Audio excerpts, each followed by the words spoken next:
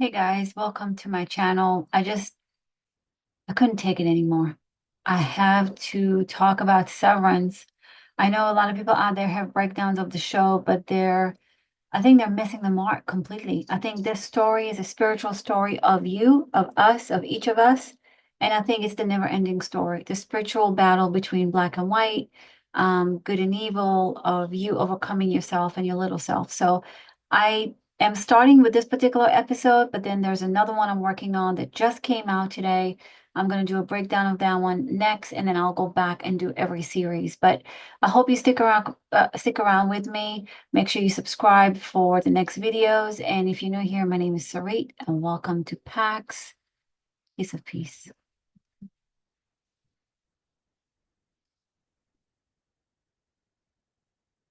So let's do a breakdown of this. The episode starts with Irvin in the middle of an ice. You can see it looks like a pool here. It's a circle. It reminds me a lot of the yin and yang symbol because of the stark difference between the black and the white. And Irvin is smack dab in the middle of the ice. Mark can be seen on, obviously, Irving's trying to figure out what the hell is going on. Where am I? While he's looking around, you could see Mark is at the top of the mountain. And so they're all are finding out they're really in the middle of nowhere. And so they're walking around. By the way, this took me, here is Mark on top of the mountain. I'm going to explain a little bit more about this as we move along, but there's significance to this dynamic of up and down. So there is Irvin talking to Mark about how the hell do I get up there? Mark tells him it's extremely steep. So to be careful, who does he meet on his road to the mountain of ascension? Who does he meet? Hell. Helly. Red-headed Helly. Hell. He meets that on the road of ascension. And she ended up on the mountain. She wasn't at the bottom. And so he asks her, how the hell did you end up here? And she doesn't know, right? But the devil lies. So they're both making it up the mountain to meet the rest of them. And then you'll notice that a TV program, programming of the mind, appears. And there they have to watch the program, which tells them the next step. So again, it's on top of the mountain. There's the rock, right?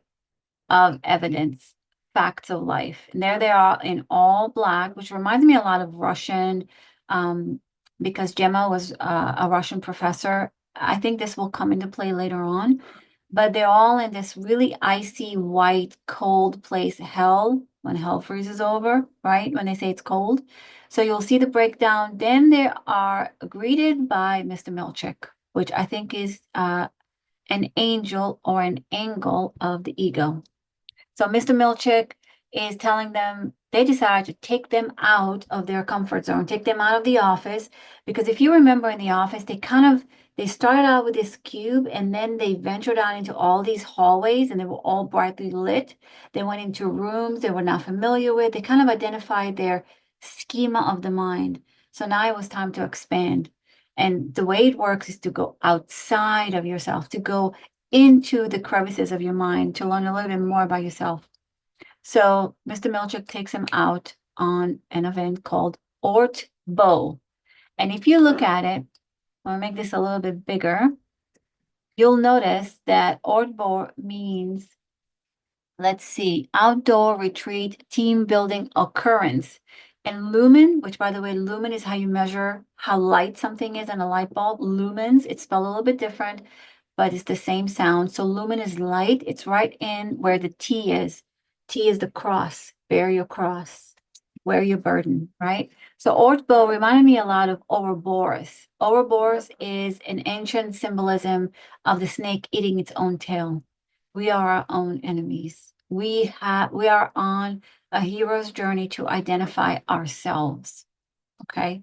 To figure out ourselves.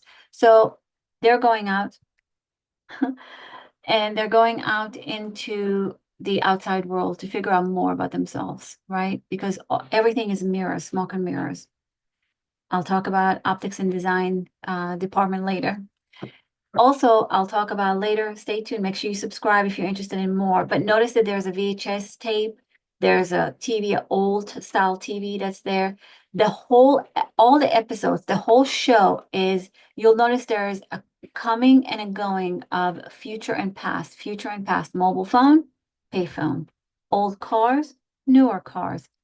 So there's a significance to that, and I'll explain it in future episodes. So you'll see the Ouroboros. Then Mr. Milchuk tells them exactly what they have to go through, and then he explains to them about Kier and his brother, his twin brother that nobody's aware of, and they're learning about that. And so they're learning about it, and then they figure out, and what did they see? Twin. Each of them has a twin, and the twin is always pointing to somewhere you need to go. So if you look at the Bible, again, this is a spiritual journey. It's not meant to be associated with a particular religion at all. This is more spiritual from my perspective. But we all have a twin, the other, the black and the white, right? The angel and demon, we all have that. And so you'll notice that they each have their own twin there. And so they need to follow where those twins are pointing, right? So now they're going on through their journey, and you'll notice that Irvin is kind of like the star of this particular episode, amongst other things. And he's asking Mark, hey, why are you talking to Helly? What are you guys talking about? He doesn't trust her because of what happened before. That will come into play later. So, but Mark is denying him. First denial, first betrayal. He's denying him the answer and saying, we're not talking about anything important. Now they're asked to go into a cave. Remember, the cave which you fear is where the wisdom is. That's where the treasure lies. I think Dr. Joseph Campbell is the one who coined that. But the cave in which you fear to enter holds your treasure. So they go into the cave, and that's where they find the book that Haley is the one that picks up to read. And so they learn about Kier, and they learn about Dieter, which is the twin brother that ended up dying. And I'll explain more about how he dies because that's significant also. But Dieter is the twin of Kier. And so they were, if you look here, they were immediately together. And then they were, the way Kier said it was to unbalance himself. Let's see if I can find that. But it talks about it was his bosom friend, I think, unbalancing my judgment, my twin unbalancing my judgment. That's important because when you have your black and white and you have your other self that's always doubting, Thomas the doubter in the disciples, or you have the good one within you that gives you information, it also unbalances the demon side of you or the black side of you. So they are always having to be in balance of each other or having to find the middle way, as I say in the Tao. So that's the purpose of the twins, right? And so it's called Wu's Hollow. And the Wu's Hollow is one of the four tempers that I think I'll have to see if I have it here. But if not, I'll talk about it in future episodes. But there are four tempers that have to be overcome. Yes. One of them was Wu, which is Irvin. Frolic is the amusement part. And I think that's going to be Devin or Daryl, rather. And then there's Dread, which is Crone, and then Malice, which is Ram. So each one of them must be overcome. So now we're going through the first one, which is Will. And that I think belongs to Irvin to overcome that darkness of himself. And there is a map. There's always a map. And here there's a waterfall. Water is so important in spiritual awakening. Water is symbolized by the baptism. Again, not related to a particular religion, but water cleanses, water floods, water removes impurities, right? And water is life, right?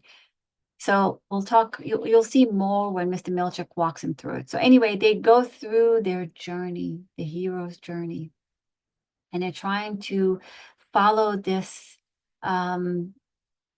journey of seeing each other's twins. Along their path, they see each other's twin. And it's really, really cold. And there's significance to showing that it's really cold and icy because what is cold and uncomfortable and uneasy is what we must carry our burden. We must get up every day and carry our cross, as Jesus says. Again, not religious, but we must carry our burdens through our journey to find ourselves. So you could see they're walking through it and they're discussing. This is when Irvin gets denied, if you will, by Mark. Hey, what are you talking to Helly about? Nothing important, right? That's their first one. And where do they go? They go to the actual waterfall. Who's at the top of it? Their other, their counterparts, their twins are at the very top of that waterfall. So they see each other, but a, their twins are in a higher level than they themselves are. They need to reach that level of yourself. You must overcome, you must be cleansed of your bullshit or the lies you tell yourself in order to rise to this level. So they're looking at each other right now and they are separated, if you will, by a waterfall. And so one of the profound things I think here is to see, again, this is the contracts of the black and white. It's no accident they use these colors. Our guys, the Severance guys, are wearing all black. Mr. Milchick, which is the boss, the taskmaster, is a black person wearing all white. There's a reason for that. This is to show the contrast of what we think is evil is really helping us. Some people say Satan is wisdom, right? We have to go through those conflicts to see and understand who we are. So they're starving. And Mr. Milchick says, well, I thought the beauty of this waterfall will satisfy you. Obviously, it doesn't. The satisfaction of being cleansed is not enough, right? We need more. Now, you could see the sun is setting. That's also very important because, as we know, the story of astrology, the sun dies during winter. Jesus, the sun, dies on December 21st and then is reborn on March 21st, which is Aries, the head, the ram, right? And we know the ram is malice, which is going to be um, one of the tempers, excuse me. So woe is we're going through the death, the dark night of the soul, the dying of before we rise again.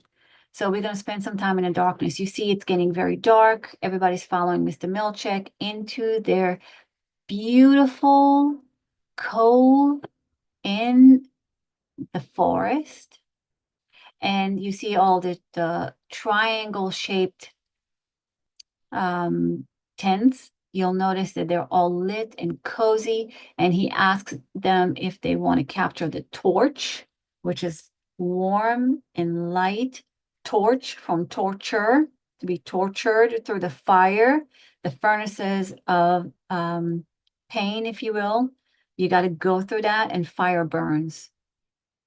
So, but Mr. Milchick also tells them, listen, we have the best of the best. We have the best meat. We have 4-ply tissue paper. We give you the very best. Satan always gives you the worldly desires of this world, right? And it gives you everything you need to be comfortable. But in order for you to carry and burn off what is not serving you, burn off what is not of good nature, you have to go through the dark night of the soul. And so he gives them the torch. Then you'll see Irvin, they're telling them a story. And oh, I completely missed that part, but during their visit, you'll notice that as they're walking up this is before the waterfall, they come across something that looks like a seal, the animal seal, seal, the seal. And so the seal is a dead animal.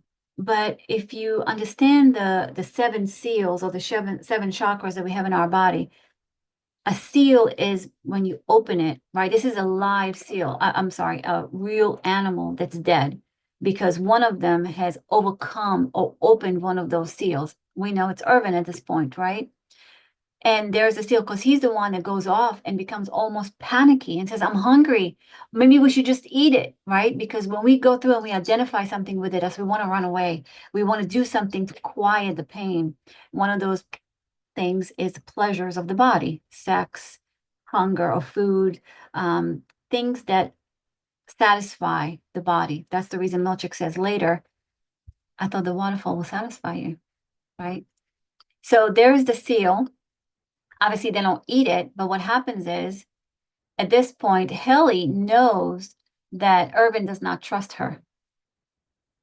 And so what she does is she goes to his tent and she tries to give him a seal. But guess what? It's a fake seal. It's a seal made of snow. And so hell, the devil, the material world always tries to give you something synthetic, similar to the real thing, but it never is the real thing. You get the job with the title, you get the beautiful wife, you get the beautiful home, you get the car, you get the money, but it's just not right. It's not fulfilling. It's very fleeting. That's because the seal that she's trying to give him is not the real deal. And so what does he do? He confesses, I shouldn't have lost my patience. I shouldn't have said the things I said. I lost it. He admitted his shortfalls. But there's a moment where they look at each other, and her hair almost is black. You could see from the red color hair, it's black. Because there's a moment where they look at each other and there's a complete distrust. They don't trust each other anymore. They know who they are, and it doesn't change anything, right? So then they go out and they enjoy a fire. They enjoy a fire. Sorry. They enjoy a fire. And this is where Mr. Milchick is telling them the rest of the story. And they make fun of it. And Irvin calls out. You notice there's a connection between Helly and Mark, right? Dylan betrays. So let me back up a little bit. Mr. Milchick reads the rest of the story. Irvin calls out Helly and Mark for laughing at, and he tells Mark to stop making googly eyes at Helly, which is kind of funny because Irving himself made googly eyes at Bert. And so they are, remember, we always project, right? We try to project things onto others that we ourselves feel uncomfortable with. And so he calls out Mark, Helly calls out Irvin, right? And they make fun. And so Mr. Mulcher gets angry and they throw away the marshmallows because the devil won't give you the sweetness unless you go all the way through. Remember, Milchek said marshmallows or sweet things are only for those that do self-reflection. There was no self-reflection done. He expected them to think more deeply about the story that he explained to them, but there was none of that happening. So he got rid of the marshmallows. Now at this point, Helly calls out Irvin. Irvin calls out Helly and Mark, and Dylan betrays Irvin. So that's the second betrayal. He betrays Irvin for sharing his information, and he didn't stand up for him when Mark and Helly were calling him off, right? Telling him off. So now Irvin picks up the torch of fire, the torture, and goes into the woods, into the cold, dark woods, all by himself for the dark night of the soul. And there's this movement of the show where Helly and Mark getting it on in a comfortable, hot tent where it's cozy and there's pleasure and there's everything that feels good, right? Whereas it shows the parts of Irvin in the cold, in the dark, in the winter, alone with a fire that goes out. As they climax, the fire goes out. So there's a reason why it's showing you how falsity, lies, it feels good, it's short, and it feels really good, but it's not real. It's not fulfilling. And although the cold really sucks and it's hard and it's all alone and you sleep outside, right? This is where they lie to themselves when Mark says, I really don't care what you saw on the outside. I like who you are in here. But he's now realizing he's talking to the outie Helly. So altogether, the whole thing is a lie within a lie within a lie, and you could see it. It's a hologram almost, a deep lie. And so while Irving is sleeping, what's happening? He is awakened in his dream, wearing his suit from work, because your subconscious speaks to you through dreams. And when you go through sleeping or meditation or somewhere where you commune with yourself, it speaks to you in only truth. And so, what does Irving see? Oh my gosh. He sees Bert, which is his lustful desire. And Bert comes and leaves, right? He sees the bride sitting where Helly would have been, right? Which the bride is connected to the story that Milchick explained to us. And on his computer, he sees these numbers and letters coming together. And when they come together, they literally show Egan. And when you add up all the numerology, by the way, there was a face there. And you can see an eye at the bottom. So there's a face, an eye, and the words Egan there. And Egan, when you add the numbers up, and I have it here, let me show you. I think E is 5, A is 1. If you just do numerology on the numbers, they all add up to the number 9, which is humanity, which is God. It's completion, right? So then Mark wakes up, Irvin wakes up. They both come out looking for different things, right? Mark's looking for where's Helly.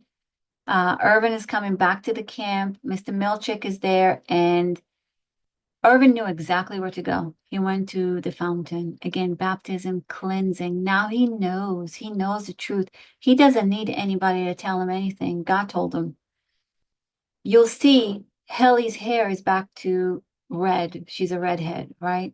Symbolizing red chakra, hell, right? And so she's looking at the water fountain almost in, I guess I would say, just contentment, just enjoying herself. And Irvin knows exactly where to find her. He goes and calls her, and then he calls her out. She starts getting nervous because she knows this is not a friendly hello. She knows he's up to her. He knows she's the outie Helly, and he knows she's an Egan. She doesn't like it very much. So he takes her by force and drowns her, tries to drown her. He's screaming all along, come see, come see, come see. Of course, nobody would believe him, right? So as he's drowning her, because you got to go all the way, you have to self-sacrifice. You have to be willing to lose it all. As Bruce Lee said, you have to be willing to die to live. I think also Jesus said that in the New Testament. So if you look at this, he's going through and he's drowning her. Everybody's asking him to stop, but he knew that if he stopped, nobody would believe him that she is truly an Egan and she is not the innie Helly. She's the outie. So he goes through it. Helly finally scared she's going to die, tells Seth, by the way, Horus and Seth. Horus is the sun, horizon. Seth is when the sun sets, it dies. It's no accident. It's a black actor, which, by the way, he's wonderful.